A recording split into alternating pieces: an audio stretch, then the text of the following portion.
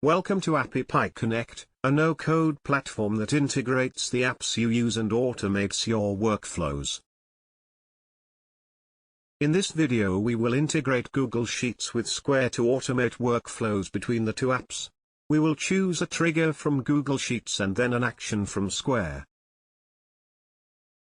Please watch the video till the end. Start by selecting Google Sheets as your trigger app. Next, choose a trigger event. This is the trigger event that will initiate the flow in Connect.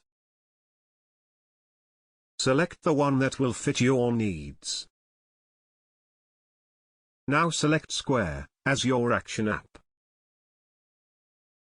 Next, choose an action event.